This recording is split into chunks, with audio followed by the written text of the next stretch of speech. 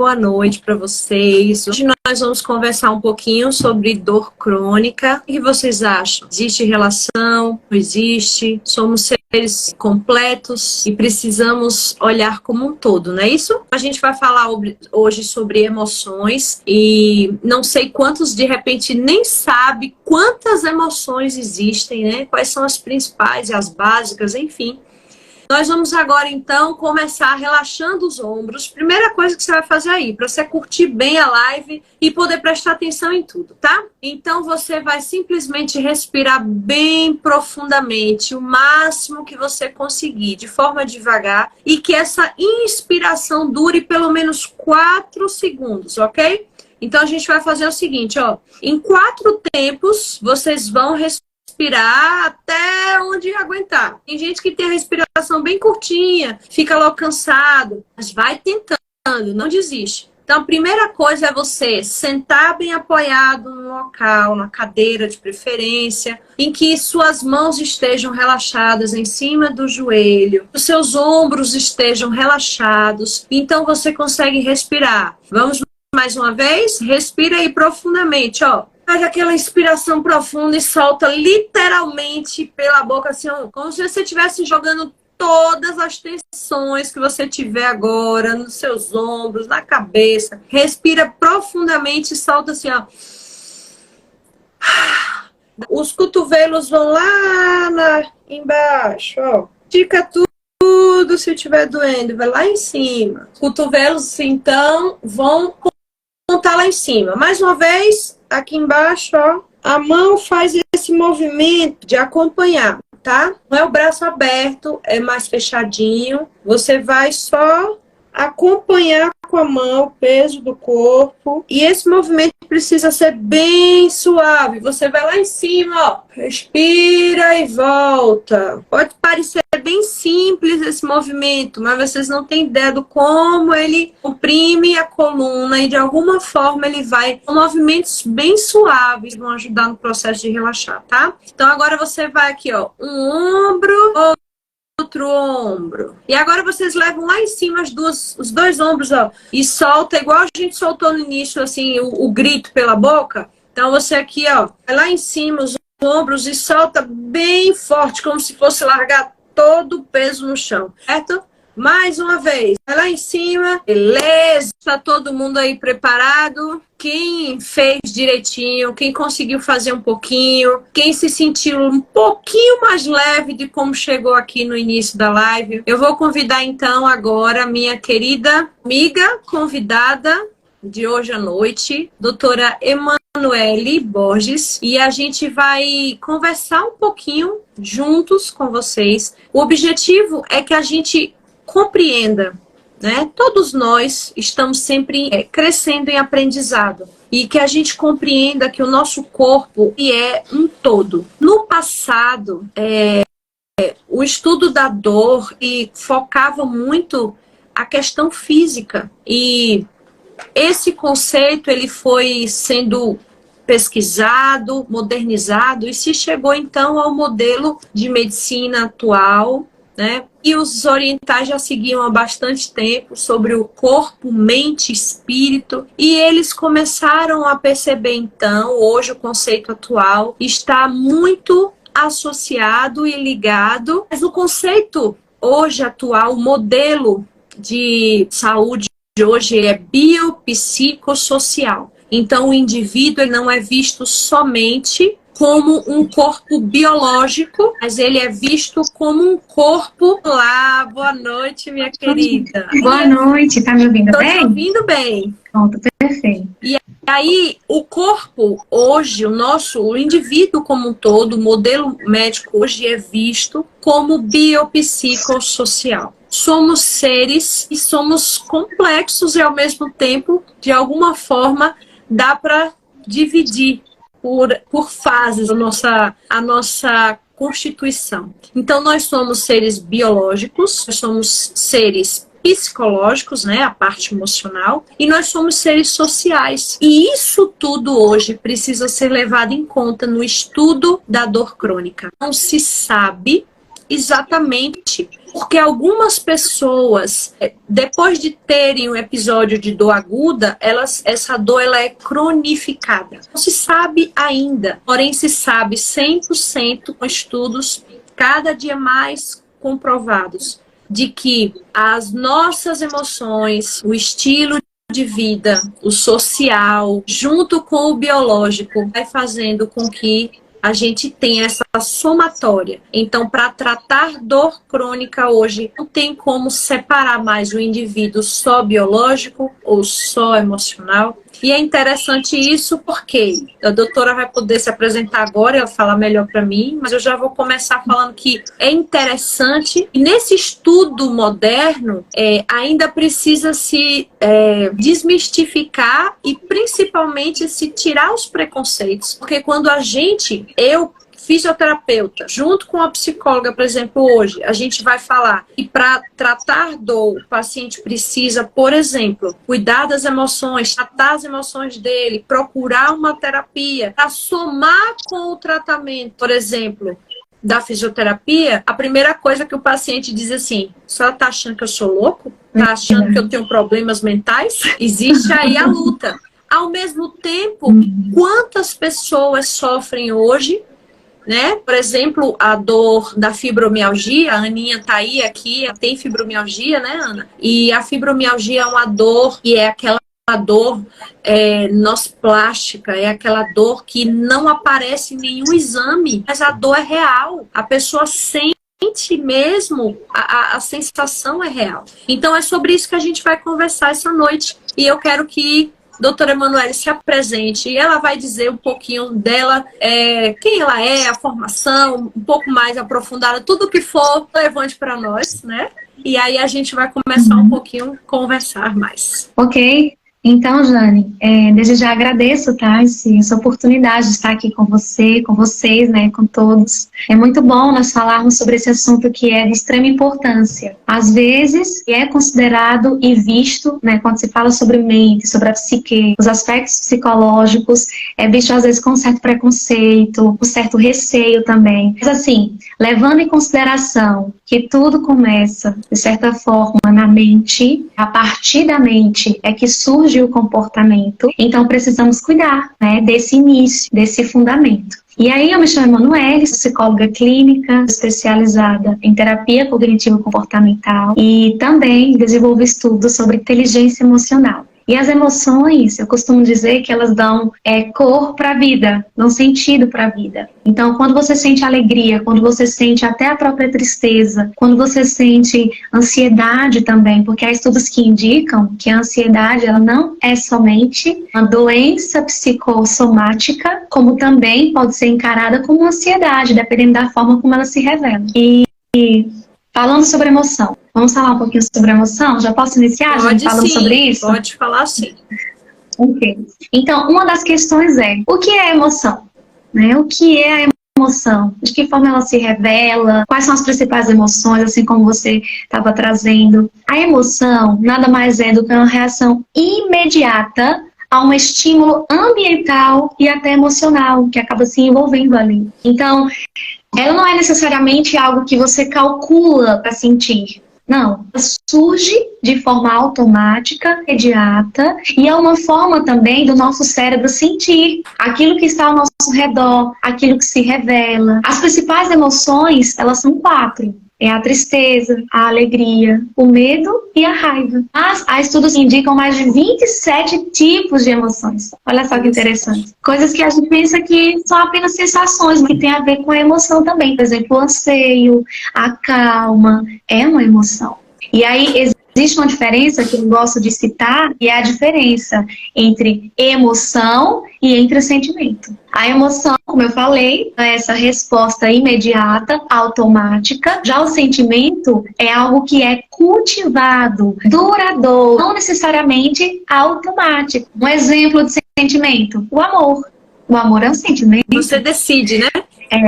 Isso, você decide. E não somente decide, você também permanece sentindo ele, mesmo que você fique machucado com a pessoa que você ama. Tipo assim, pensa você que é mãe, e aí o seu filho já te machucou uma vez, você vai deixar de amá-lo? É bem provável que não. Então o sentimento tem a ver com isso, é algo que é duradouro, é construído, envolve decisão. Aí agora tem uma questão que é até relativamente polêmica. Eu posso escolher a emoção que eu sinto?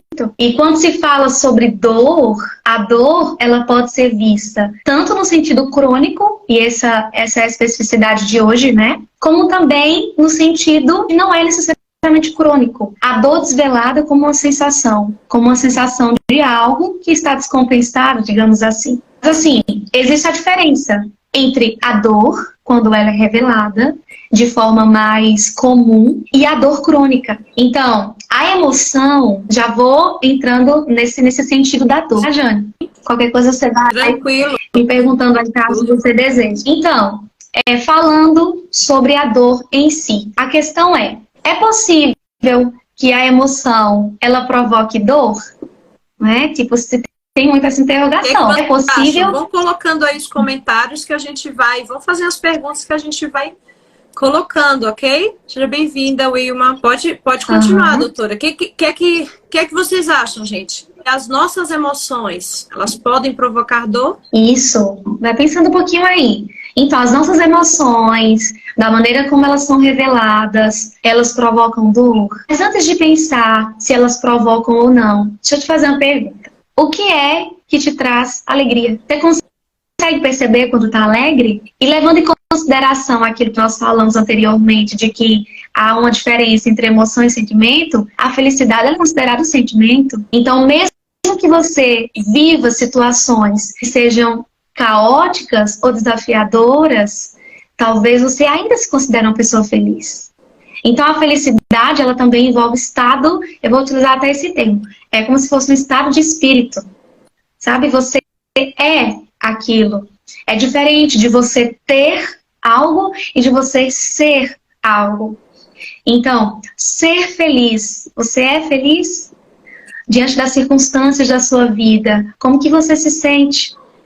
Então, de acordo com aquilo que você dá credibilidade, é isso que vai tornar aquilo que você sente algo real ou não. Se você acredita e tem a crença de que determinado problema que você enfrenta te causa tanta dor a ponto de você não conseguir suportar, porque agora eu estou levando em consideração a dor emocional, então o teu cérebro, ele passa a trabalhar de uma forma a dar credibilidade àquilo que você alimenta mentalmente. Então, se você alimenta que aquilo é tão insuportável, é tão desafiador, às vezes até difícil também, então é como se ficasse tudo muito mais intenso. E essa intensidade, ela pode fugir um pouco da realidade que está sendo apresentada e da qual você está inserido. Então, o que é que te traz alegria? O que é que te traz tristeza? De que você tem medo? O que te faz raiva também? Você consegue perceber? É um ponto importante. Então, quando nós conseguimos identificar as nossas emoções, a gente consegue lidar melhor com elas. Às vezes, Jane, acontece assim, a gente tem um termo bem habitual de chegar para alguém e dizer: olá, tudo bem? Tá tudo bem com você? A pessoa diz: sim, está tudo bem, mas às vezes não tá. É uma resposta meio que automática.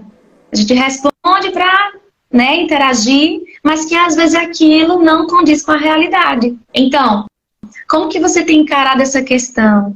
Né, do que você sente, do que você percebe, de como que você vivencia as coisas ao seu redor. E falando sobre isso, já entra diretamente na inteligência emocional. É você identificar suas emoções, saber controlá-las. Então, quando você está com alguém, independente de quem seja, afetivamente importante para você ou não, você consegue perceber essa pessoa? Isso é algo importante também. Então, quando ela diz que está bem, o que o olhar dela está representando para você. É importante nós percebermos o outro, porque nós somos seres sociáveis e essa interação é necessária para que haja construção. E aí, falando sobre a dor. A dor, agora a gente vai entrar nessa questão que é um pouquinho até polêmica, mas a dor, ela pode sim, aliás, a emoção, ela pode sim gerar a sensação de dor. A dor, ela é uma sensação. A dor crônica, há estudos que chamam ela de emoção. Emoção e sensação, na mesma magnitude. A dor crônica acaba se misturando e se confundindo com emoção pela forma como ela se revela e se concretiza no sistema biológico, neuroquímico também, do processamento mental, diante daquilo. Então, de que forma a emoção ela pode gerar a sensação de dor? Por exemplo, a ansiedade. Vou dar só um exemplo. A pessoa que tem crise de ansiedade, ela pode ter taquicardia, sudorese, formigamento, sensações. E também pode ter a sensação de dor. Sabe aquela dor no peito? A pessoa diz, nossa, eu tô tão angustiado que tá me dando uma dor no peito. Ela chama de aperto, de dor, é um incômodo. Então, esse incômodo é gerado por quê? Só um detalhe interessante sobre isso. A dor, ela é gerada por substâncias que estão diretamente conectadas com o nosso sistema nervoso central. Tá? São neurotransmissores responsáveis por transmitir a sensação de dor. Então, quando você, por exemplo, está muito angustiado com algo, fala sobre a angústia, tá? A angústia ela pode ser vista no viés de emoção, mas também de sentimento. Tem pessoas que elas vivem constantemente de forma angustiada, sentem o aperto no peito constante, pensamentos que também são angustiantes, e isso alimenta a emoção e o sentimento, porque se torna algo duradouro. Então, quando você está com uma angústia muito grande e você se concentra naquele problema que te traz a angústia, e eu vou falar, por exemplo, de uma doença. Eu já trabalhei no Hospital do Câncer aqui da cidade, e eu via a forma que as pessoas elas lidavam com o câncer. A palavra câncer, muitos nem falam, né, Jane? Assim, até receio de falar a palavra câncer, porque é como se a própria palavra ela já dá uma conotação de finitude, de morte. Então as pessoas evitam até falar essa palavra. E aí eu vi ali vários tipos de pessoas. Tem aquele paciente que estava no estado terminal, literalmente. E por que eu estou falando literalmente? Tipo, os exames, né, indicam que realmente já está ali numa metástase, por exemplo, no estágio 4.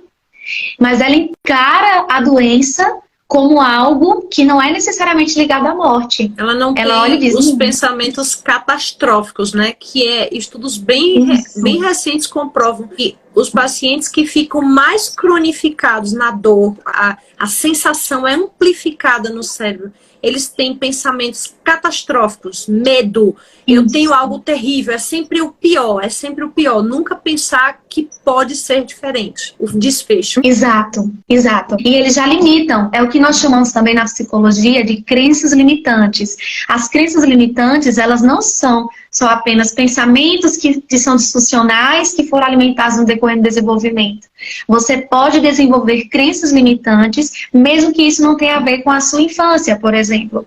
O que é uma crença limitante? É um pensamento disfuncional. É quando você limita o seu comportamento, a sua capacidade ou até aquilo que você sente. Por exemplo, vou citar algo relacionado a sonhos. Quando você acredita assim, não sou capaz de realizar nada. Essa é uma crença limitante. Você recebeu um diagnóstico de câncer e aí você pensa, vai ser impossível me livrar dessa doença. Nunca vou conseguir. Pensamentos limitantes, entendeu? Então, quando a gente começa a alimentar um pensamento diferente daquilo que limita, se chama crenças fortalecedoras. Porque aí agora tem uma questão que a gente pode pensar. É naquilo que fortalece você. Tipo assim, o que fortalece você? Para que você comece a alimentar crenças que são fortalecedoras. Tipo assim, o que dá sentido para você olhar e dizer, eu preciso lutar pela minha vida? Às vezes tem pessoas que falam que é o filho, que é o esposo ou a esposa, a família. Às vezes tem pessoas que também estão atreladas à religião. E aí elas vão, né, se apegando àquilo que fortalece elas. Mas se fosse para a gente falar de forma mais particular, tem como você controlar as suas emoções. E a partir do autocontrole emocional, a sua dor emocional e literal, ela é amenizada. Esse é um ponto muito importante. E é interessante é interessante, pegando isso que a doutora Emanuele falou, gente, que vejam só, no estudo da dor, a gente entende que o que é dor, né, como a Emanuele já falou, o conceito de dor mais atual é uma sensação, na verdade é uma experiência. Então você experimenta sensação emocional, né, sensitiva e emocional desagradável. Ela pode ser semelhante ao que você tem mesmo, ou só o seu cérebro acreditar que tem. Então é coisa da minha cabeça? Não. Nós também acolhemos a sua dor. Não é você chegar num profissional, um médico, e ele dizer assim, como muitas vezes eu lido com isso, vai procurar uma psicóloga que isso é coisa da sua cabeça. Não é, apesar de ser o cérebro que capta e é real, é físico, é biológico, não é, está na cabeça, mas não é coisa que a pessoa criou porque queria. Porém, a gente sabe que alguém nasceu com dor aqui? Responde aí. Alguém nasceu com dor? Então, o que nós entendemos? O nosso cérebro, ele está em constante aprendizado. Nós aprendemos a andar, a falar, a gente aprende a como gesticular, a gente aprende, gente. E eu quero dizer para vocês que no caso da dor aguda, é aquela dor que você sente ali, foi aprendida através de reflexo. O corpo entende.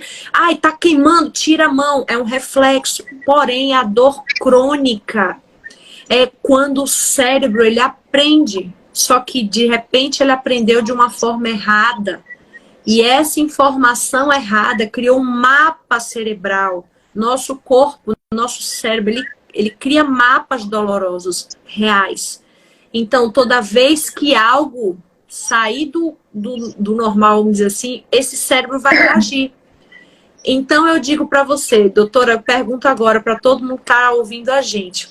Se o cérebro aprende, e hoje a gente sabe que esse processo chama-se a neuroplasticidade, a capacidade do cérebro aprender e se transformar. Modulação. Se o cérebro aprende a sentir dor, né, e essa dor constante crônica, é possível que ele aprenda a sentir diferente? Sim, com certeza. É possível, sim. Eu vi isso pessoalmente, nos casos, né, como eu acabei de falar, que eu acompanhava lá no Hospital do Câncer, e ali eu via pessoas que diziam que não estavam sentindo a intensidade da dor, porque as emoções delas estavam mais controladas, porque elas estavam trabalhando o pensamento, estavam trabalhando o equilíbrio pessoal, o autocontrole mental, e houve sim uma amenização concreta da dor.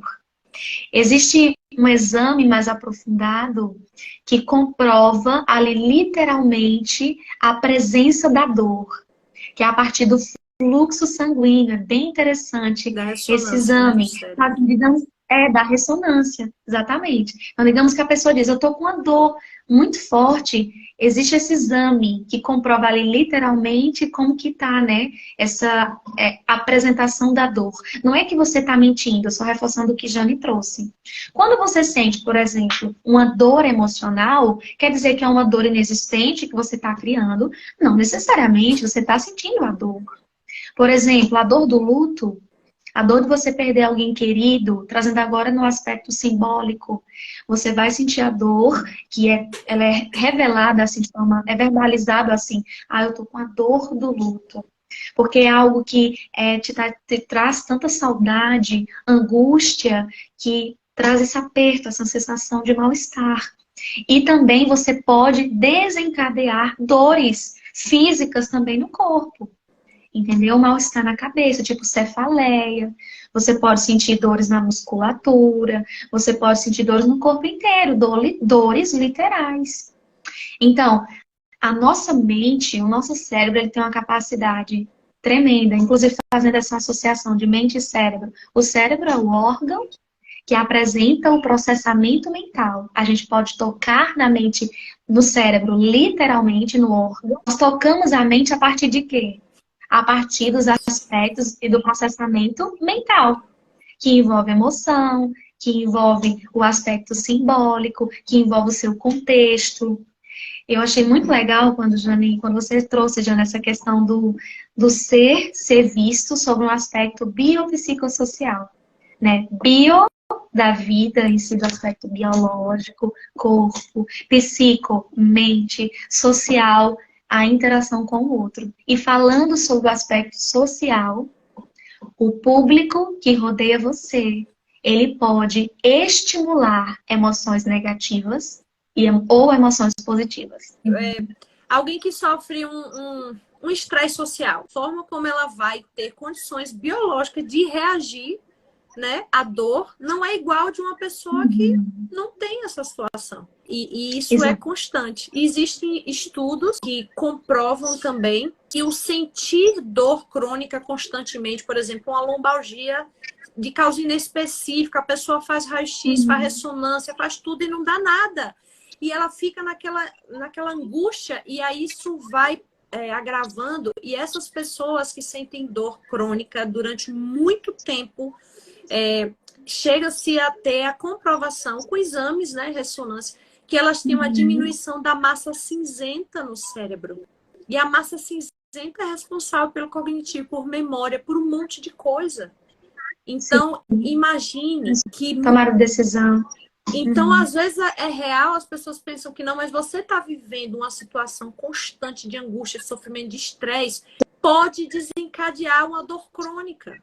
A fibromialgia, ela é muitas e muitas vezes, ela é desencadeada, a pessoa nunca teve nada e de repente ela começa a sentir dor no corpo inteiro.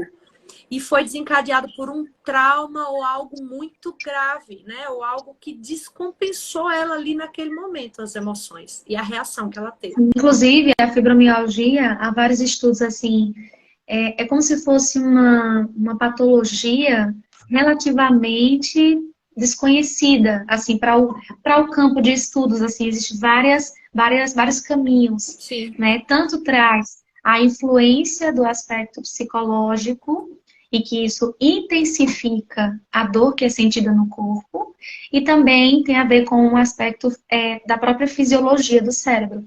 Falando sobre o cérebro também, o que é que os estudos neurocientíficos nos apresentam? Que o cérebro em si, tipo o próprio órgão, ele não sente a dor.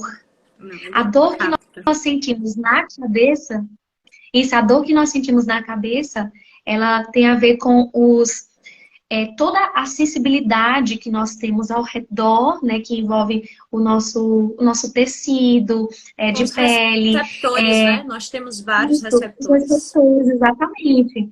Então, esses receptores que envolvem a nossa cabeça é que transmitem a dor. Mas, assim, o cérebro em si, os estudos indicam que ele não sente a dor, sabe? Sabe aquela sensação, por exemplo, de uma enxaqueca ferrenha, que não acaba. É como se fosse até dos músculos, né? É os músculos que envolvem a cefaleia gritando, músculos que envolvem a cabeça. Exatamente. A sensação, às vezes, é como se o cérebro tivesse sido comprimido. As pessoas até falam isso, né? Nossa, é uma dor tão forte que parece que está comprimindo a minha cabeça. Mas são os músculos, são os receptores, é toda a parte sensitiva que envolve a sua cabeça. É ali onde você sente a dor, digamos assim. E outra coisa, Jane, tem muitas dores que são desencadeadas a partir de traumas sofridos. Traumas que desencadearam essas dores. A fibromialgia, a origem, quase sempre a origem é sobre algo que... E de repente a pessoa fala isso, né? A pessoa que tem esse diagnóstico, ela relata, de repente eu comecei a sentir muitas dores no corpo. E é da planta do pé, né? Usando esse termo, até a cabeça. Então, assim, tem muitas dores que elas são desencadeadas a partir de traumas, a partir de vivências negativas também, que a pessoa vivenciou. Então, de forma geral, trazendo o que você trouxe agora, né, alguns minutos atrás, é possível haver uma amenização da dor a partir de um exercício mental, um controle emocional? Sim, é possível. Então, Eu conheço também um caso de uma amiga que ela sofre de fibromialgia e ela trabalha muito esse aspecto emocional. E ela diz, né, do efeito maravilhoso que isso também causa, né? Quanto mais você trabalha a sua mentalidade e começa a dar credibilidade a uma leveza, a uma amenização, o cérebro ele vai começar a trabalhar a favor disso que você está dando essa ênfase. Inclusive, tem a gravidez psicológica, tem até algumas críticas sobre isso, bem interessante. Mas como é que é possível? Tipo, quer dizer que existe o bebê ali na barriga? Não existe o bebê na barriga, mas assim, o corpo, ele começa a se comportar como se existisse um feto no ventre. Olha só como isso é tão forte. Como se existisse literalmente um feto no ventre. E ali começa a ser gerado um líquido, é o líquido que é produzido, mas o bebê não está ali. Então a mente ela trabalha tanto a favor disso, ela dá tanta credibilidade a isso, que começa a crescer a barriga, aparentemente como se fosse uma mulher gestante, mas não é. E ali tem toda assim a produção também do leite, enfim, é todo um processo. Então assim, a nossa mente É real dizer que apesar de ser um órgão tão potente, tão complexo, maravilhoso, ao mesmo tempo ele tem uns defeitozinhos. Nem sempre conseguir distinguir realidade de fantasia, por isso a gente conseguir sugestionar ele tanto positivamente quanto negativamente. há essa confusão de realidade com fantasia, principalmente quando a pessoa ela tem um transtorno psicológico. E aí ela vai confundir com mais probabilidade a realidade com a imaginação, com a fantasia, com o simbólico. Então, assim, dependendo da maneira como ela enxerga o mundo, a visão de mundo da pessoa é o que vai dizer se ela está pautada na realidade ou se ela está pautada naquilo que é simbólico. E o que é simbólico tem a ver com a identidade também da pessoa que foi construída no decorrer da vida, digamos assim, no desenvolvimento dela. Então, ela foi ensinada a acreditar e a desenvolver qual mentalidade dela está direcionada mais para quê? Quando é que uma mente ela se torna adoecida, tipo, uma mente com patologia, que pode desenvolver patologia? É quando você confunde realidade com fantasia. Então, quando a pessoa ela começa a dar credibilidade àquilo que ela acha, mas que não é necessariamente comprovado, ela tende a entrar num caminho que é ameaçador, é um risco. Por quê? Porque ela começa a validar aquilo que não é real. Então, uma das coisas, por exemplo, que nós trabalhamos, né, na psicoterapia é muito disso, é o pensamento pautado na realidade. Tá? Quando você diz que a sua doença é incurável, você está baseando isso em quê? Esse pensamento está baseado em quê? Ah, não, é porque eu tenho medo, eu não quero morrer, eu tenho os meus filhos, eu vou morrer. E aí vem essa mentalidade, vem esse reforço de que haverá uma finitude. Então, eu acho que não vai ter, que não tem cura. Então, esse pensamento é só um reforço. É um reforço.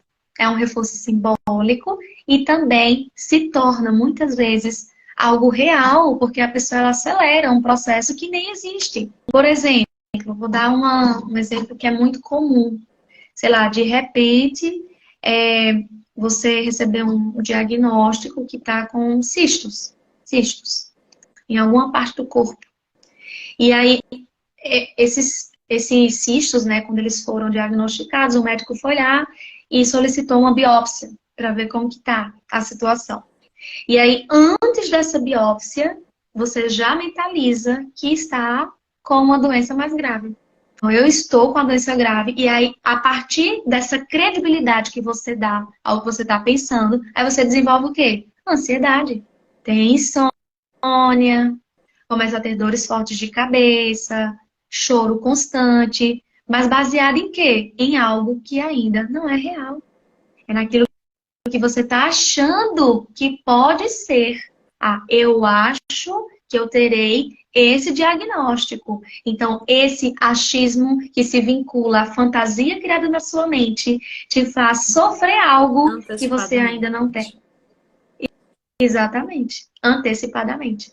A dor crônica, que é uma dor mais constante, ela tende a se intensificar com essas fantasias também que são criadas. Não é? Verdade. Tipo, é isso e é desse jeito, não tem cura, já tentei de tudo, não dá certo, e é assim. Essa ênfase faz com que o problema, ele às vezes é desse tamanhozinho, mas fica gigante. E quando eu falo que é desse tamanhozinho, não é dizendo que a sua dor é inferior, não. Eu tô falando no sentido literal. Tipo assim, o problema é que você faz o exame, tem um vislumbre ali mais profundo, e você olha e diz, olha, com 3 meses de tratamento, você vai ter esse e esse resultado. Mas às vezes, por causa do seu emocional, com 3 meses de tratamento, você não tem aquele determinado resultado. Porque a mente não está sendo a favor daquilo. Falando desse ponto aí que a gente já identifica, né? E está muito associado pessoas que têm crises constantes de dor crônica, apesar de estar ali real aquela dor, ninguém está dizendo que ela não sente, mas elas têm os pensamentos catastróficos. As que não têm, você percebe que tem menos crises, elas conseguem lidar melhor. E aqueles pensamentos catastróficos, o medo, né, toma conta. E quando acontece, doutora, queria que você falasse um pouquinho, quantas vezes a pessoa ela chega a se transformar, né? Foi até um estudo que eu estava lendo de Stanford, dizendo que as pessoas com dor crônica, elas chegam a se transformar naquela dor. É como se fosse assim, eu não sou Jane, no cérebro dela, ela não mais se reconhece, ela não liga para ela se transforma numa dor, ela é a dor. Então, ela não lembra mais o que ela gosta, o que ela não gosta, ela só lembra que ela tem aquela dor.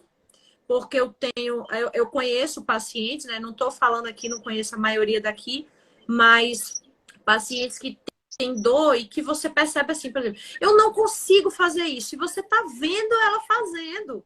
Não, mas eu não consigo fazer isso. Sim, mas e se você tentasse? Não, eu não consigo. Existem alguns neurocientistas, eles falam, é quando a dor se transforma naquela dor. E ela agarra aquela dor e ela se torna, a identidade dela não... É como se tivesse a dor de estimação. Ela não sabe mais quem ela é. Como deixar de se transformar na sua dor? Você não é só sua dor, você é uma pessoa. O que você gosta? Envolve um trabalho de psicoeducação, que tem a ver com a conscientização do seu problema.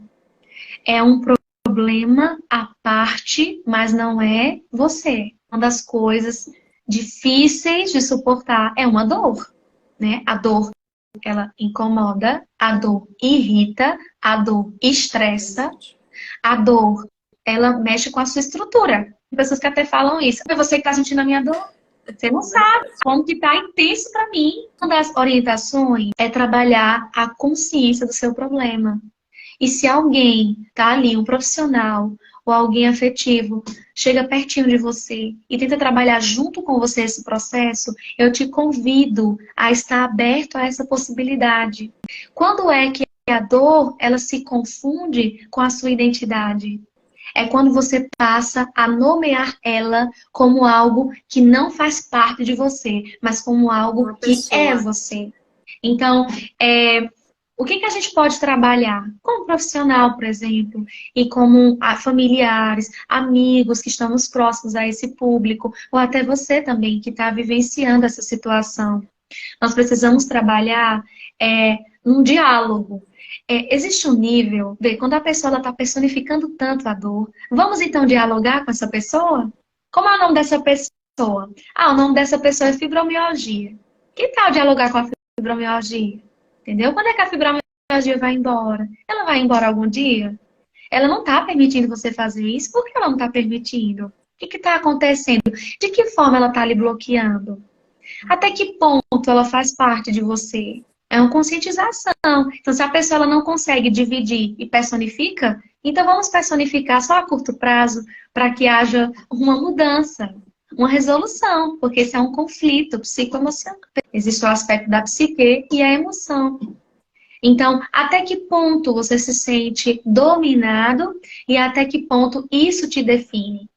Na verdade, isso não precisa lhe definir, né? A dor, ela não precisa dizer quem eu sou ou o que sou. Você tem um problema, então precisamos trabalhar o quê? A conscientização do problema. Você não é o câncer, você não é a fibromialgia, você não é isso. Exatamente. Você tem esse problema. E se está na configuração de ter, então é porque pode ser algo temporário. É interessante pensar exatamente sobre isso. E eu vou repetir isso aqui várias vezes, né? Por que eu convidei a doutora Emanuele? Porque hoje os artigos comprovaram somente 4 vias, assim, de fato. Você precisa mudar o estilo de vida. E aí envolve sono, alimentação, atividade física. Não tem como correr disso. Uma pessoa que tem algo, por exemplo, uma fibromialgia, e você querer somente resolver por conta própria, sem procurar, de repente, trabalhar as emoções. E aí, nos artigos, existe a comprovação que o 4º pilar, que foi comprovado, é a terapia cognitivo-comportamental. Então, a importância de trabalhar as emoções. É interessante que a maioria das vezes, eu digo para você, quase que 90% dos pacientes que eles têm essa recorrência sofrida, são aqueles que ainda não tentaram quase nada. Eles só querem a pílula mágica, porque eles querem que a dor suma rapidamente. Eles não querem sentir dor. Eu sei que ninguém gosta de sentir dor, mas entenda, quando eu sinto uma dor, eu preciso encarar também que ela pode ser uma aliada, um aviso, e não inimiga. Por que essa dor veio? Só que a gente sente uma vez, sente outra, e a gente não vai ouvindo o corpo. E aí, quando o corpo grita, a pessoa quer que suma na hora, ela quer que desapareça. E às vezes você precisa encarar. Né? É o imediatismo. E a gente tá muito nessa era, né? De tudo muito rápido, é a pílula mágica, é a mudança rápida, tipo, é o efeito que você tem depois de segundos. Mas aí acontece que existem fatores que estão tão enraizados que não é por questão de segundos, é uma mudança de mentalidade. E a mudança de mentalidade não é como uma pílula mágica, mas quando ela acontece, se torna perpétua. Entenda? Assim, se torna algo mais prolongado, digamos assim. Por quê? Porque você mudou a mentalidade. Então, pode ser até algo gradativo, mas quando é alcançado, as mudanças, elas são mais constantes. Verdade. Então, assim, a relação que a pessoa tem com a dor tem a ver também com a história dela. Tem a ver também com a história dela. Né? Como que era o contexto de vida dela? Como que ela encara a dor? O que é que representa a dor para ela? Será que a dor não tem a ver também com algum aspecto que envolve insegurança emocional, carências? Entenda, eu estou trazendo aqui no sentido simbólico, né, psicológico, e que envolve todo o contexto em que você cresceu, em que você viveu. Às vezes a pessoa, quando ela está ali sendo vista como o problema ou a patologia que ela tem, ela acaba sendo vista, às vezes, e que isso é um problema. Quero trazer isso aqui como um ponto importante. Sim. Às vezes a pessoa é vista como algo ou como alguém muito limitado. Não deixa que fulano faz isso porque é doente. Não deixa que fulano faz isso porque é frágil, porque é vulnerável. Ela não consegue, ele não consegue. E a pessoa fica eternamente nesse lugar.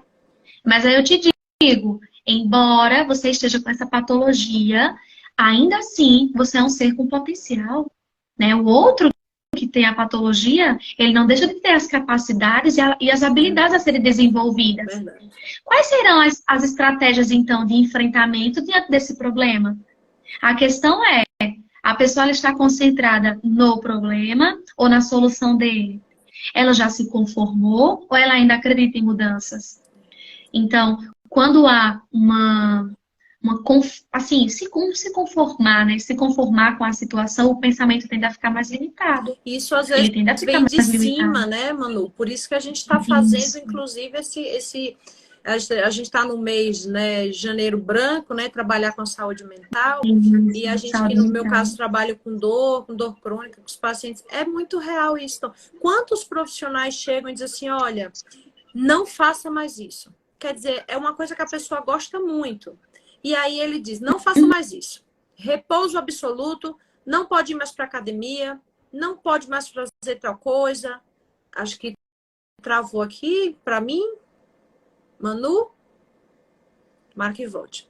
Então, não consigo fazer mais nada. O médico disse que eu não posso fazer mais nada. E aí, infelizmente, a pessoa, quando não acredita, diz, não, peraí, mas por que eu não posso fazer? Não, eu vou me esforçar um pouquinho, eu vou ali. E você vê que tem uma melhora grande. Eu acho que Manu volta já já, tá? Acho que caiu aqui a conexão dela, mas ela já volta. E então, quantas vezes somos limitados pelo social, pelos familiares, pelas pessoas que nos cercam, às vezes de forma pejorativa, dizendo assim que essa pessoa, ela é... Agora ela já vai voltar, gente, fica tranquilo, tá? E essa pessoa, ela é muito fresca. Ixi, fulana só vive sentindo dor. Ou então, Manu volta já, gente, tranquilo. Já chegou. Ou então Voltei. essa pessoa ela e é uma queixa muito grande dos pacientes que têm dor crônica, de eles serem realmente rotulados.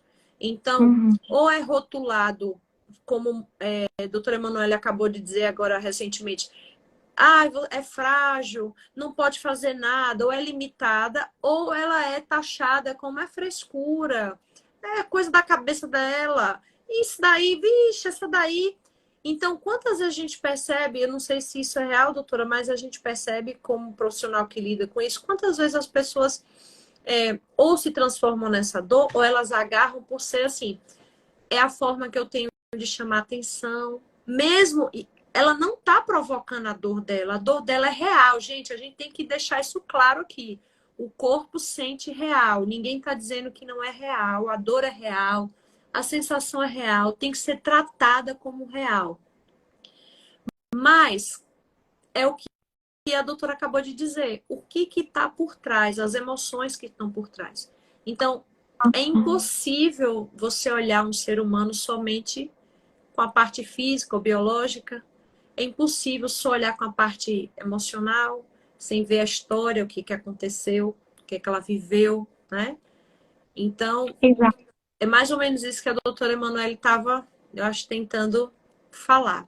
Tá tudo Isso, é porque bem aí, Manu? mas Pronto, que bom que voltou, né? voltou. Exatamente. Então, assim, a dor, ela é real, a dor existe, mas é importante trabalhá-la para que você consiga ver possibilidades. Senão você vai ficar, é o que eu falei antes do ciclo, num ciclo perpétuo de limitação. Tipo assim, embora você esteja com dor, o que você consegue fazer com isso que você tem? Eu conheço pessoas que elas trabalham com a dor. Tipo, ela tem a dor e ela tenta trabalhar com a dor. Ela tenta alcançar os sonhos, ela tenta prosseguir, dar continuidade mesmo com a dor. E aí, quando ela começa a dar, assim, a contemplar essas outras áreas, tipo, eu sou um ser de possibilidades, eu vou persistir, eu vou dar continuidade nisso aqui, isso é importante. Ela começa a desfocar. A dor, ela meio que existe, mas o foco mudou. Então ela diminui, a intensidade diminui. Aí você vai e lembra assim, mas e a tua dor? Eita, eu nem lembrei que ela existe. Ela existe. Isso já aconteceu. Ela tá lá. Ela tá lá. Mas eu continuo aqui, meu foco tá aqui agora. É tipo, onde você está se concentrando? Verdade. Qual está sendo o seu foco? Né? Isso está sendo limitante ou isso está lhe fortalecendo? Ah, mas é difícil fazer as coisas com dor. Eu sei que é difícil. Eu sei que é desafiador. Vamos mudar até o termo. Desafiador. É desafiador. é interessante que na live da semana passada eu tinha falado pro pessoal, né? Desmistificando um pouquinho, pensando do fora da caixa. E é aquela história, né? O nosso cérebro, ele tem essa capacidade de focar um pouco. Então, por exemplo, se eu disser o tempo todo aqui, gente, olha, eu fiz uma limonada e tal, não pensa no limão, mas o limão é maravilhoso, aquele limão verdinho, não pense no limão, mas eu abri 2 limões maravilhosos, eles estavam bem suculentos, não pensa no limão e tal. Aí no final, se eu disser para você, quem aqui não pensou no limão? Ninguém. Porque quanto mais a gente fala, mais o cérebro foca. Então, se de repente a gente pensasse, que tal não... Eu sei que você está com dor, mas que tal você criar uma outra atividade? Vamos pensar outra coisa? Vamos colocar um pensamento no lugar toda vez que vier a dor? Uhum. Um exemplo disso, Jane, também, sei lá, eu vou falar sobre quando você vai tirar sangue, você tirar sangue. E aí tem pessoas que dizem, não sinto nada. E já tem outras que dizem, eu sinto, é terrível. Então, a experiência de dor para um é diferente para o outro. Agora, trazendo, sei lá, uma criança, por exemplo, que ela vai ter ali uma injeção. E aí, de repente, se o profissional vai lá e não brinca com a criança, ela sente a dor e ela grita e é algo difícil ali, desafiador para ela naquele momento. Mas aí, quando você percebe que o profissional tira a atenção da agulha, da dorzinha, da picadinha e fica ali, e aí, bebê, brincando com a criança, envolvendo ela, já tirou ali o sanguezinho e ela nem percebeu. Verdade. Então, assim, é o foco que é dado. Às vezes, o foco que você alimenta de forma emocional vai intensificar o seu problema em uma magnitude que vai se tornar palpável. Mas aí, dependendo da maneira como você foca no seu problema, ele diminui, é amenizado, é uma conscientização dele. É todo esse processo. E, gente, isso é algo que envolve o quê? A nossa área psicológica. E quando a gente fala da psique, a gente está falando de todo um contexto, nos aspectos emocionais, nos aspectos simbólicos. Não é algo que necessariamente concreto, que você vai lá, toca e já muda. Não é um processo gradativo, é um exercício mental, mas que é real. Eu já vi pessoas que tinham, sei lá, uma alergia que não tinha origem neurológica, biológica ou fisiológica, não tinha. Tinha uma origem psicológica. Por que foi descoberto? Porque quando houve um tratamento psicoterapêutico, a alergia passou. Então, assim, dependendo da maneira como esteja a sua estrutura mental. E outra coisa, existem traumas, Jane, que são tão agressivos e há uma morte neuronal em grande massa. E essa morte neuronal, ela interrompe algumas sinapses. O que são as sinapses? A comunicação de um neurônio e outro. O neurônio é a célula, né, que compõe o nosso sistema nervoso. Então, exatamente. Então, alguns caminhos, eles são interrompidos e às vezes a pessoa ela tem dificuldade de pensar de forma resolutiva. A mente está tão acostumada a ver o problema, a ver a situação, pior, que ela tem dificuldade de enxergar caminhos resolutivos. Então, para que haja uma construção desses caminhos, mais produção de neurotransmissores que pode te trazer prazer, bem-estar, como a dopamina, serotonina. Então, como que é essa produção? Foi o que já me falou anteriormente. Mudança alimentar, exercício físico, hábitos saudáveis, que vão reconstruir aquilo que está meio que destruído, digamos assim. Vão ajudar na neuroplasticidade, né? Isso é real. As pessoas mais antigas, elas não talvez entendessem isso. E até a ciência dizia assim, morreu o neurônio, morreu, parou, não dá para fazer mais aquilo. Mas hoje a gente sabe desse processo fantástico. Antigamente se dizia que morreu neurônios, então não tem mais, e achava-se que os neurônios, por exemplo, só iam até determinada faixa etária. Então depois, não, a neuroplasticidade só acontece em jovens. Mas hoje tem estudos comprovando que a neuroplasticidade acontece no cérebro de 80 anos, 80 e poucos anos. Então, assim, enquanto houver fôlego de vida, não é isso? A Isso. esperança. A Muito esperança. bom. Então, a gente Aham. trouxe hoje nessa live, o horário, ó, semana passada eu não queria passar, mas a gente passou, porque o assunto é tão maravilhoso que a gente... É muito bom, né? Dá vontade de passar a noite inteira. Mas eu vou falar um pouquinho aqui do estudo e já vou dizer para a doutora Emanuela, eu vou dizer as minhas considerações, ela vai dizer a dela. Gente, você está aqui essa noite, se você é portador de dor crônica, é isso que a gente quer que você entenda. E se você conhece alguém que sofre de dor crônica, também entenda isso, né? Não existe mais esse modelo de olhar o indivíduo só no físico, porque não existe um corpo somente físico. Ele realmente precisa dessa visão geral. Então, nós somos biológicos, nós somos psique, né, emoções, e nós somos o social. Tudo isto vai envolver estilo de vida, o que você pensa, o que você faz, as suas atividades. Tudo isso vai interferir ou não para você que sente dor crônica. Então, um estudo que foi feito em Stanford, os cientistas eles pegaram um grupo de pessoas com dor crônica e, como eu falei no início, assim, já tem a comprovação que quem sofre muito tempo tem uma diminuição da massa cinzenta e tal. Mas eles pegaram e fizeram esse estudo que a doutora Emanuela até falou, do fluxograma, né, do sangue, do cérebro e tal. E aí, eles pegaram vendo na ressonância em tempo real essas pessoas que sentiam dor. E eles influenciaram de que seguinte forma: um grupo fazia o que gostava de fazer, ou meditava, ou cantava, ou falava mantras. E em tempo real, eles foram vendo as atividades daquele cérebro. E impressionantemente, áreas que não eram tão estimuladas começavam a ser estimuladas e a produção de analgésicos naturais do nosso corpo, que Deus fez isso. Nosso corpo produz analgésicos naturais quando nós fazemos coisas que vão proporcionar isso. Atividade física, psicoeducação das emoções, tudo isso, alimentação, tudo isso vai ajudar.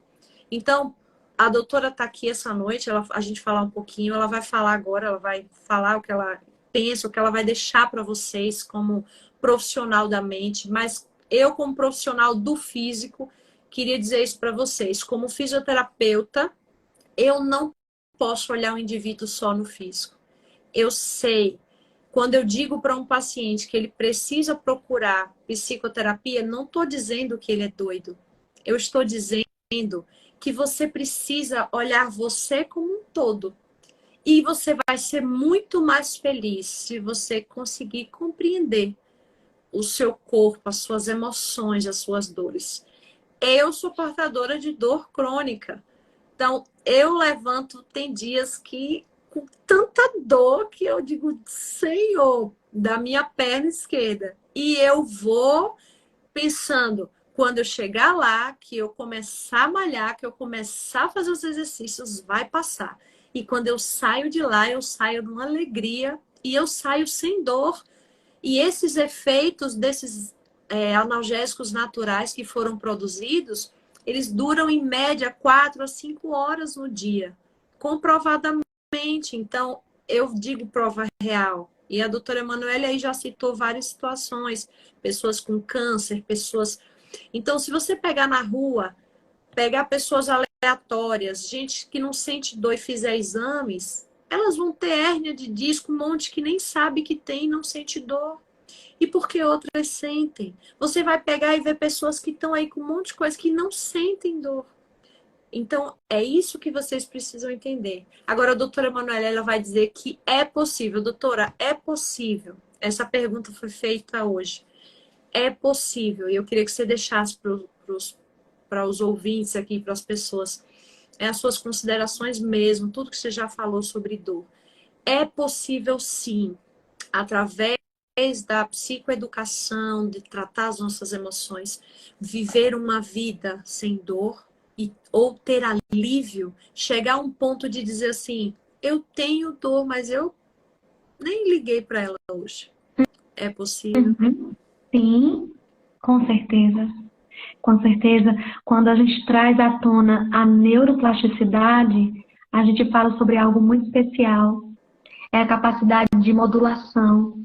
Sabe, tem uma frase que é muito comum as pessoas dizerem, pelo menos aqui na região, aquela frasezinha que diz assim, pau que nasce torto, morre torto. Tipo, a pessoa que diz, fulano nunca vai mudar, porque se nasceu desse jeito, nasci assim, vou morrer assim.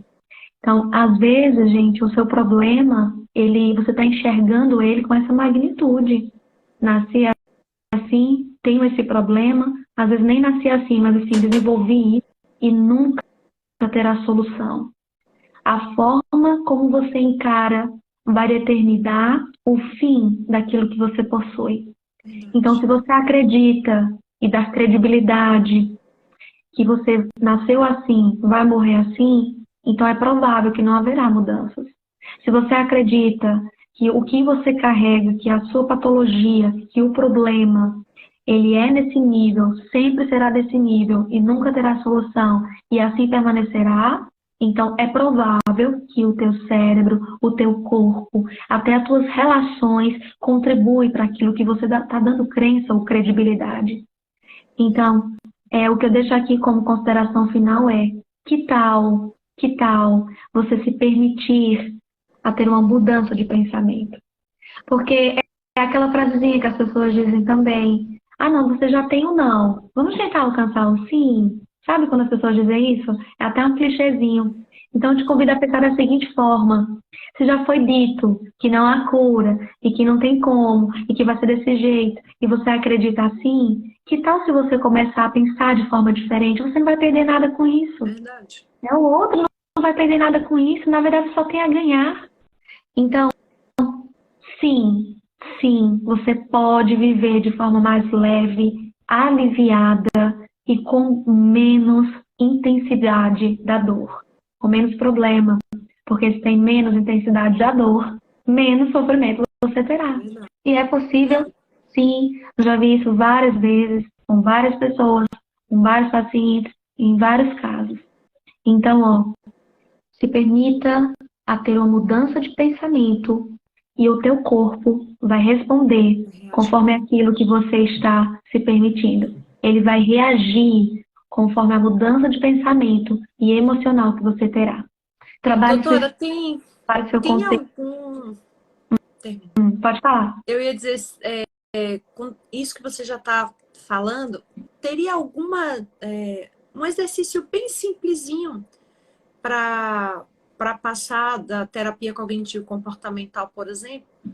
Uma coisa simples, sei lá, para quem está ouvindo agora, para quem tem dor, para quem conhece gente que tem dor, para que comece de repente a exercitar, começar uma coisinha de cada vez? Na terapia cognitivo-comportamental, existem algumas tríades que são importantes. E tem 3 perguntas que são fundamentais. A primeira delas é, quem é você? Como que você se vê? Então, se fosse para a gente passar o inicial, o primeiro ponto é autoconhecimento. Se conheça, se perceba, identidade. Você é a dor? Não, você não é a dor. Quem é você? Quais são suas potencialidades? Quais são seus pontos fortes? Quais são as habilidades que você desenvolveu? E se você não desenvolveu, o que te impede de desenvolver? Então, quem é você? A segunda pergunta é, o que você acha que os outros pensam sobre você? Quer dizer que você vai viver conforme aquilo que o outro acha de você? Não necessariamente. Você é livre para desenvolver a sua individualidade, autenticidade. Mas quando a gente pensa nesse ponto, a forma como o outro me enxerga, você tem uma noção social do teu impacto no mundo, digamos assim. Do teu comportamento com o outro. E isso é importante, já que somos seres sociáveis. Então, às vezes, o que você acha que o outro pensa sobre você não é real. Na verdade, é o que você pensa sobre si. Aí você acha que é o outro que pensa aquilo. Mas, na verdade, não é. A terceira pergunta é, quais são os seus sonhos? Você tem sonhos? Ou você parou de sonhar? Significado, né? Isso, o significado, o sentido. Então, se o teu problema, ele tá tão intenso a ponto de você parar de sonhar, então tá na hora de ter mudança. Você pode sonhar. Você tá vivo, você respira, você existe. E a vida, eu costumo dizer que ela é uma dádiva. E isso está diretamente conectado com o seu processamento mental, porque a sua identidade, ela tem a ver com a sua mente. Então, quais são os seus sonhos? Se você não tem sonhos, então comece a pensar em algum. Né? Você pode realizá-los. Não há limites, e os limites, eles podem ser colocados por você. Pode existir limite, sim. Quando eu digo que não há limites, é no sentido simbólico da palavra. Eu entendo que às vezes existem algumas limitações, mas que dentro dessa limitação, dentro dessa própria limitação, pode haver isso, pode haver uma ausência de limite, pode haver um alcance de metas que antes você pensava que não era possível, mas que é. Depende daquilo que você se deposita a fazer também. Então é isso, Cristiano, foi um prazer. Maravilha, gente. Se a gente ficasse aqui, ó, para quem é daqui de Caruaru, o privilégio... Gente, vocês têm uma profissional fantástica aqui, tá? Vou até deixar depois o Instagram dela, emanuele.borges, né? Isso, Emanuele Borges, psicóloga. Isso, vocês procurem, que realmente a mulher é fera. Mas é isso. Eu também, viu? Eu tenho que fazer essa indicação. Mas é isso. Para quem está longe, espero que possamos ter ajudado. O que queremos deixar bem claro aqui para vocês é que o tratamento para a dor crônica, ele passa por várias coisas, não só uma coisa, principalmente não é só tomar remédio, mas vocês ouviram aí a doutora Emanuele, é possível ter uma vida de alívio, viver sem dor, viver ou conviver com uma dor que não te incapacite a fazer seus sonhos, a realizar as coisas que você deseja. Muito obrigada, Emanuele, de coração, assim, de coração. Obrigada, viu? E obrigada a todos vocês que ficaram com a gente aqui até o final, tá bom? Deus abençoe vocês grandemente. E, gente, não desistam, não se limitem, não encarem que vocês são aquilo, aquela dor. Vocês são únicos, pessoas maravilhosas que têm potencial e pode realmente viver e ajudar outras pessoas a viver. Então, assim, vamos nos despir dos preconceitos, né, Emanuele? No século XXI não tem mais porque a gente não querer, pelo contrário, procurar um profissional que trabalhe as nossas emoções, né? Isso é fantástico. Eu indico, viu? Um cheiro para vocês, gente. Tchau. Tchau. Beijo. Obrigada, Manu. Tchau.